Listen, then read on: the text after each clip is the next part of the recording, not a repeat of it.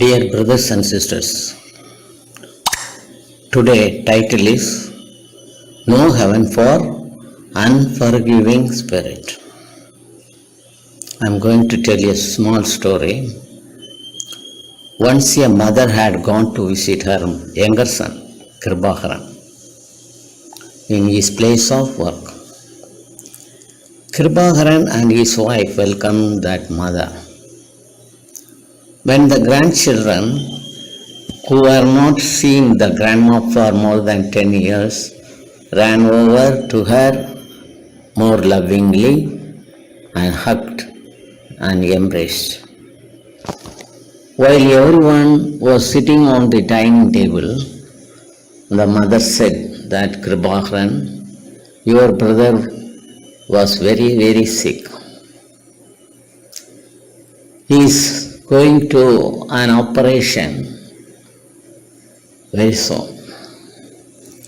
Kribakaran was careless about his brother's sickness. He told, "What is he? I can't easily forget past days of his enmity." Mom said, "I came here just to tell about him. You can watch what I am going to tell. 10 years back, only your brother borrowed the amount of rupees 75,000 to obtain your job. And the whole amount was given to you in my name. He did not reveal the matter to his wife too. He got promise from me not to reveal this any future. Is it so, Mom? What is that? Are you sure? The money was borrowed by my brother?" "Mom, tell me the truth. Oh God, I did a blunder. I have had a quarrel for simple matter of rupees 1,000, which is by the purchase of jewel. I am sinner. I will go right now and beg pardon.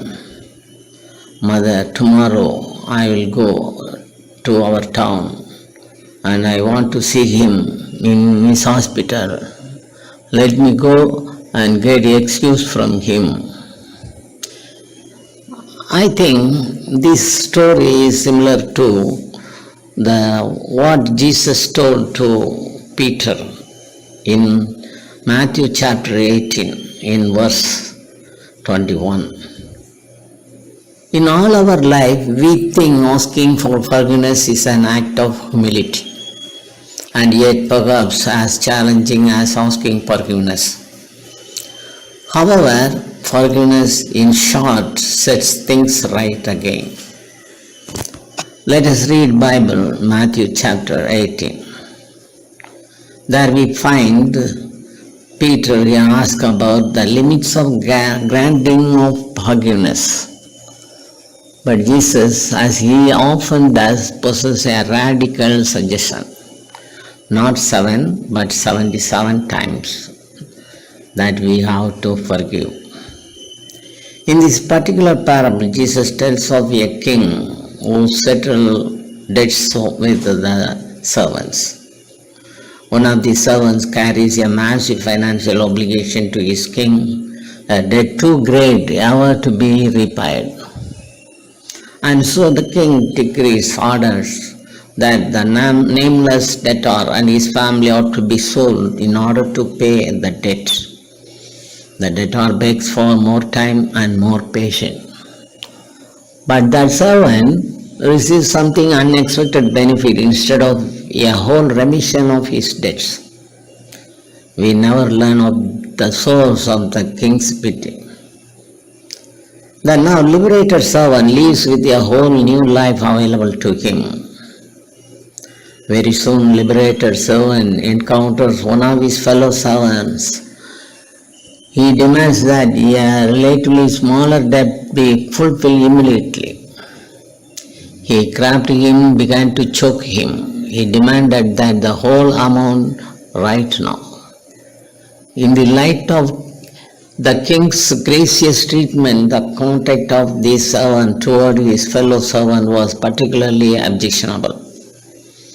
The fellow servant's plea here for patience and his promise to repay the debt were at least within the realm of the possibility.